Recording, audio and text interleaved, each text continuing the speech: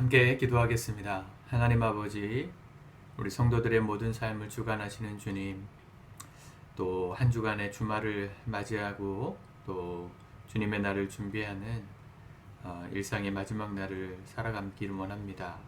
이 하루도 동일한 날 같지만 새로운 날이고 또 하루의 시간을 주신 하나님의 기회의 날임을 기억하며 오늘도 주의 말씀 붙들고 승리하게 도와주옵소서. 예수님의 이름으로 기도드립니다. 아멘. 우리 찬송가 305장 찬양하시겠습니다.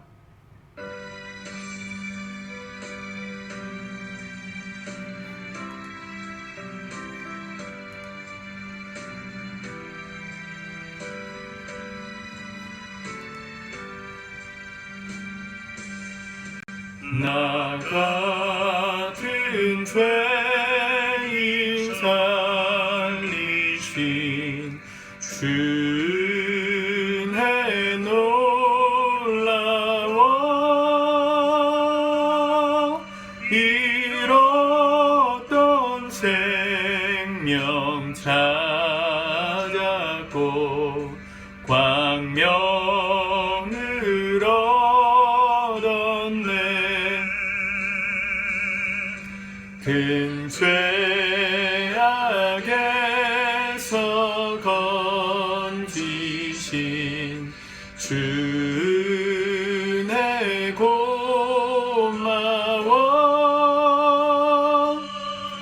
나 처음 믿은 그 시간 귀하고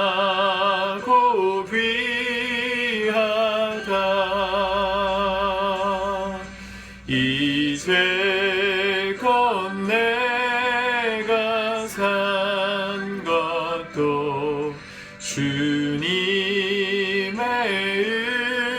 은혜라. 또 나를 장차 본향에 인도해 주시리.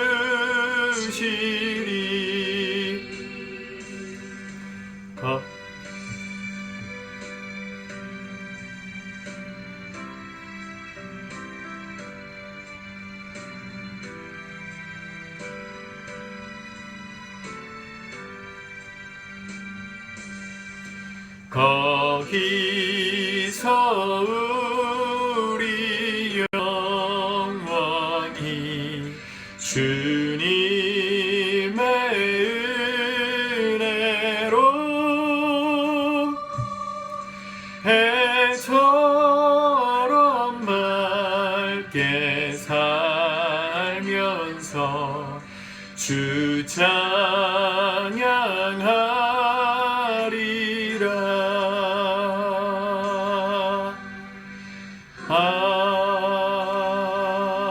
아멘.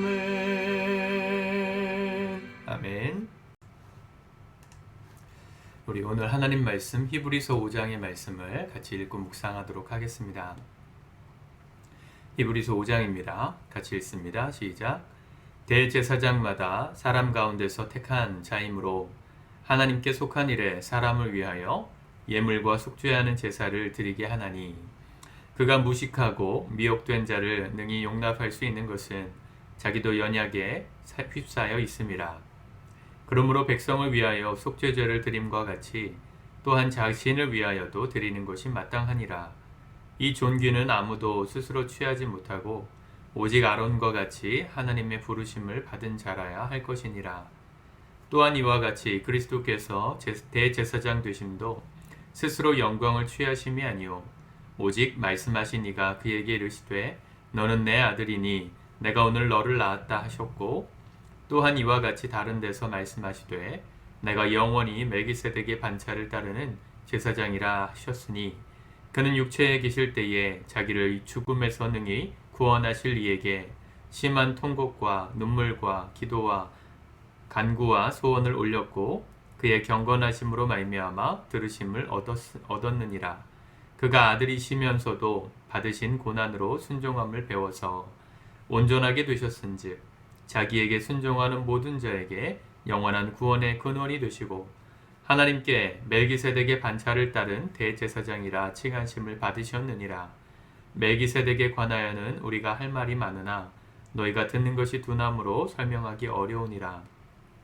때가 오래되었으므로 너희가 마땅히 선생이 되었을 터인데 너희가 다시 하나님의 말씀의 초보에 대하여 누구에게서 가르침을 받아야 할 처지이니 단단한 음식은 못 먹고 젖이나 먹어야 할 자가 되었도다.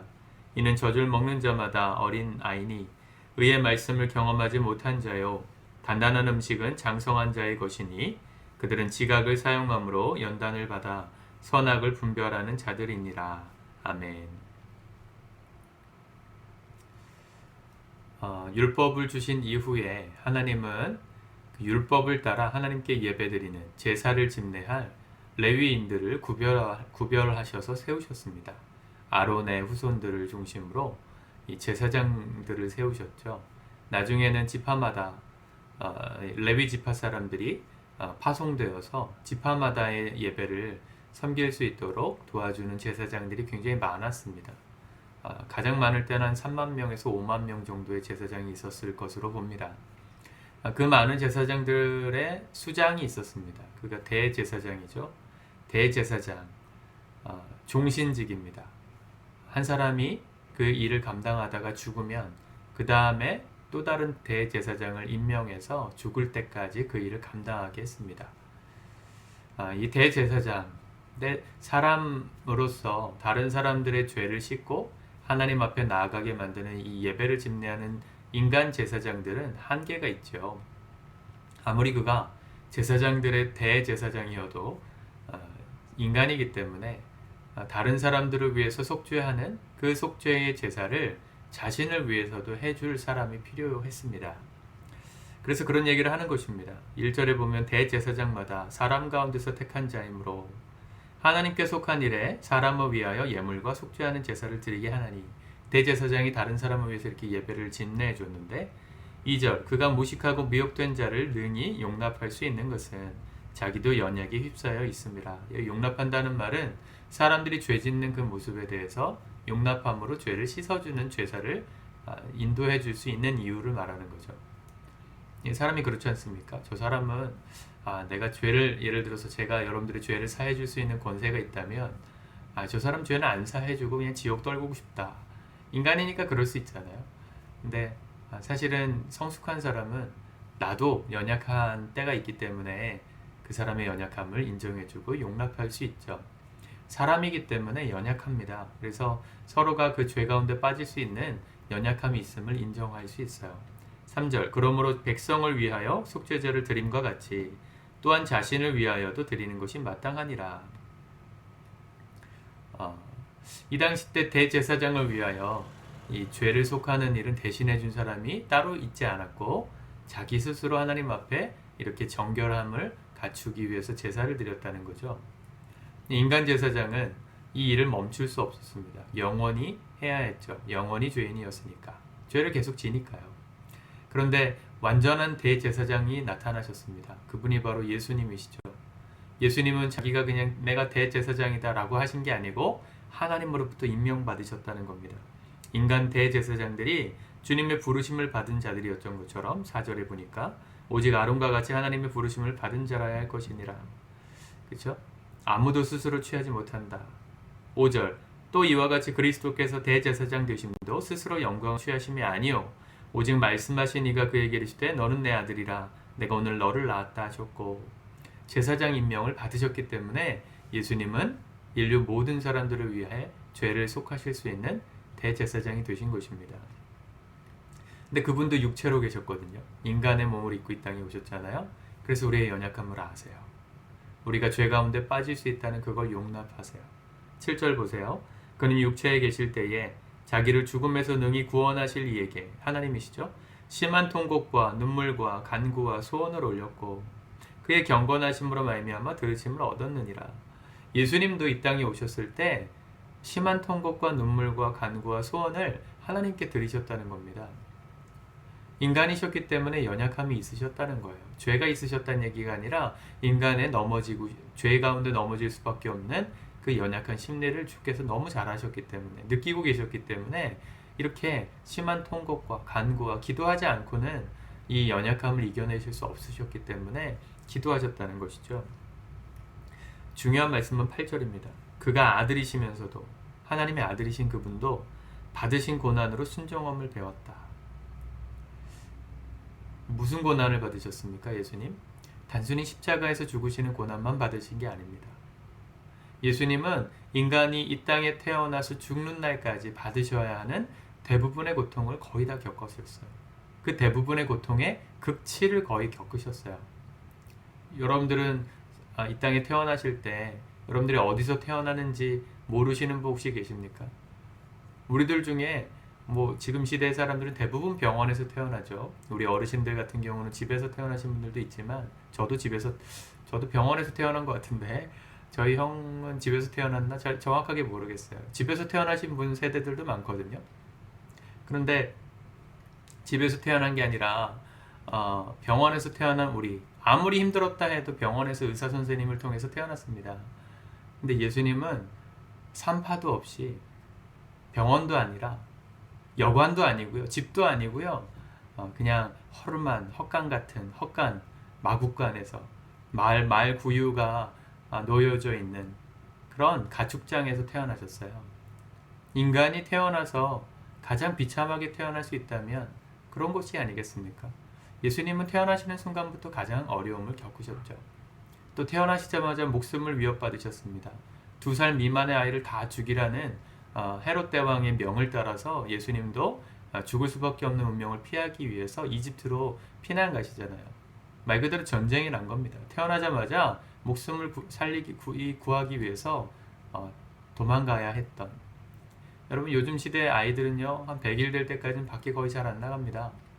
아이가 아플 수 있으니까. 근데 예수님은 태어나시자마자 피난길에 오르셨어요. 예수님의 아버지인 요셉은 일찍 세상을 떠났을 것으로 봅니다. 그래서 예수님은 밑으로 동생들이 있었잖아요. 그러니까 소년 가장이었어요. 아버지가 하던 그 목수의 일을 예수님이 대신 하시면서 가정을 보살펴야 했던 30세까지 소년 가장이셨습니다. 불후에도 이렇게 불후할 수가 있습니까? 십자가에서 죽으신 사건만 고난받으신 게 아니고요, 인생 가운데 겪을 수 있는 가장 바닥을 경험하신 분이세요. 그래서 그분께서 슬퍼하시면서 하셨느냐? 그렇지 않습니다. 예수님은 하나님의 아들이셨죠. 하나님의 아들이란 말은 창조주시라는 얘기죠. 모든 것을 다 주관하실 수 있는 가장 높으신 분이 가장 낮은 자리에서 고난을 받으심으로 뭘 배웠습니까? 순종함을 배웠습니다. 하나님 말씀에 순종하는 것이죠. 예수님은 그냥 하나님의 아들이셨기 때문에 모든 말씀을 경건하게 지키신 게 아니에요. 우리와 똑같이 육체의 연약함을 가지고 계셨지만 날마다 기도하시면서 날마다 내 삶 가운데 허락하신 고난이 없지 않으셨다니까요. 고난의 현장 가운데서 하나님의 말씀 앞에 순종하는 법을 배워가셨어요. 그리고 9절, 온전하게 되셨은즉 자기에게 순종하는 모든 자에게 영원한 구원의 근원이 되시고. 아멘이십니까? 예수님께서 우리의 구세주이신 이유는 단순히 그분, 하나님의 아들이신 그분께서 내 죄 위에 십자가 죽으시고 부활하신 그 단순한 사건 때문에 우리가 구원받는 게 아니고요, 그분이 우리를 잘 아시고 그분도 고난받으심으로 이 십자가의 길을 완성하셨기 때문에 이젠 우리가 그분을 믿으면 그분이 하신 그 놀라운 구원의 완성을 누릴 수 있는 권한을, 자격을 우리에게 허락하신 것입니다. 그게 은혜이고 구원이죠. 구원은 대가 없이 그냥 값 싸구려가 아니에요. 예수님이 다 우리가 받아야 될 고난의 대가, 그 죄의 대가를 담당하셨어요. 그분을 믿는 모든 자들에게, 그분에게 순종하는 모든 자에게 구원의 근원이 되셨다. 그럼에도 불구하고 여전히 율법 아래 갇혀 있었던 이 히브리 유대인들에 대해서 이 히브리서의 기자는 이렇게 얘기합니다. 12절, 때가 오래되었으므로 너희가 마땅히 선생이 되었을 터인데 너희가 다시 하나님의 말씀의 초보에 대하여 누구에게서 가르침을 받아야 할 처지이니 단단한 음식은 못 먹고 젖이나 먹어야 할 자가 되었도다. 왜 그렇게 된 겁니까? 왜 영적으로 자라지 못한 거죠? 이 구원의 감격이 없었기 때문이에요. 생명이 잉태되는 순간부터 아이는 자라가야 합니다. 이 땅에 태어나기 전 엄마 뱃속에서부터 10달 동안 아이는 아이 나름의 성장을 해야 합니다. 생명이 있다는 건 자연스럽게 성장하게 돼 있거든요. 근데 아이가 크지 않고 있다, 자라지 않고 있다, 그럼 아이는 죽은 거예요. 생명이 끊어진 것이죠. 만약 우리 영적인 생명도 똑같다면 저와 여러분들이 왜 안 자라가고 있을까요? 둘 중에 하나입니다. 아직 안 태어났거나 생명의 잉태, 내가 주님 앞에 구원받지 못했거나 구원받았음에도 내가 성장하지 못하고 있는 건 극심한 지금 빈사 상태에 있는 겁니다. 영적인 빈사 상태. 영양 실조. 우리가 그렇게 주님을 오래 믿었어도 왜 여전히 단단한 음식이 뭡니까? 내 삶 가운데 어떤 고난이 와도 견딜 수 있는 힘이잖아요. 버틸 수 있는 힘이잖아요. 고기가 아무리 질겨도 맛있다는 거 알잖아요. 먹으면 나에게 영양가가 된다고 아니까 질겅질겅 씹어서 먹는 거 아니에요? 근데 아이들은 그게 나에게 영양가가 되는지 몰라요. 그래서 먹기 싫으면 퇴퇴 뱉습니다. 저희 아이들 엄청 뱉는데 아이들은 몰라서 그런다고 해도 알고 있는, 오랫동안 그 고기를 먹어본 경험이 있는 어른들은 그걸 먹지 않습니까? 질겨도. 영적인 것도 마찬가지죠. 내게 허락하신 하나님의 훈련의 분량, 말씀에 순종하는 삶, 말씀대로 따라가는 삶, 그게 어렵습니까? 솔직히 그대로 안 하는 게 더 어렵지 않아요? 더 어려워지잖아요.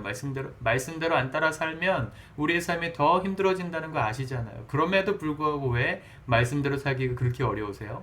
마귀가 우리에게 영적인 공격을 하고 있는 거예요. 생각으로. 그거 힘든 거야. 재미없는 거야.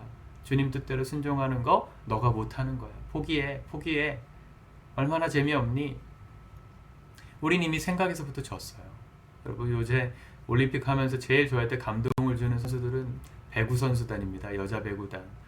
정말 대단하더라고요. 정말 대단한 투혼이죠. 실력 차는 별로 없어요. 제가 볼 땐. 근데 뭐에서 승부가 갈리는 겁니까? 정신력이에요. 정신력. 우린 지지 않는다.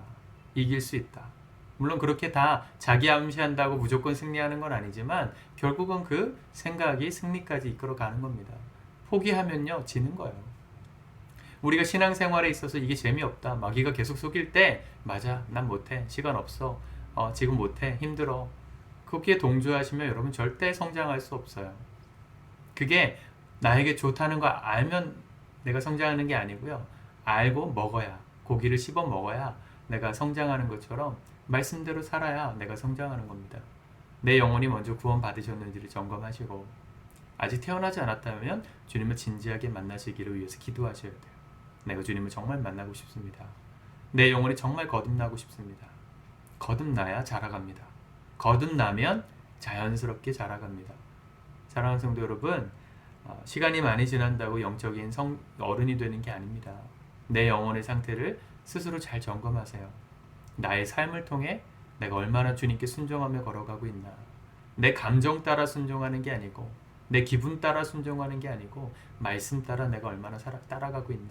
사랑할 수 없는 사람, 내 감정 같으면 그냥 절교하고 말지만, 회복 친구 끊고 말지만 내 감정대로가 아니라 하나님 말씀 따라서 사랑하라 하셨으니 사랑할 수 있는 내가 얼마나 그렇게 살고 있는가.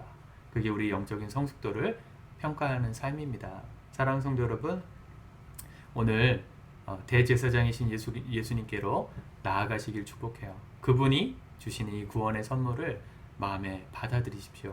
우리의 자격을 논하지 않으시고 이미 그분께서 우리의 구원을 받을 수 있는 길을 여신 겁니다.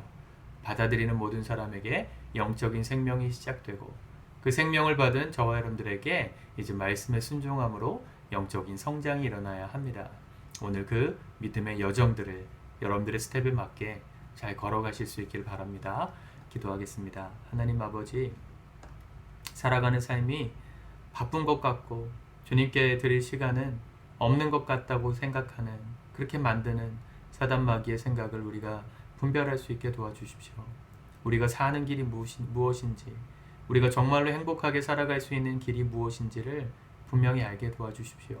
하나님 말씀대로 순종함으로 우리 영혼에 근육이 생기고 주님께 순종하는 믿음이 생겨 더욱더 이 고난을 이겨낼 수 있는 힘, 단단한 음식도 잘 소화시킬 수 있는 영적인 건강이 우리 안에 있기를 원하오니 오늘도 주님 이끄시는 대로 잘 따라가는 연습이 우리 안에 일어나게 도와주옵소서.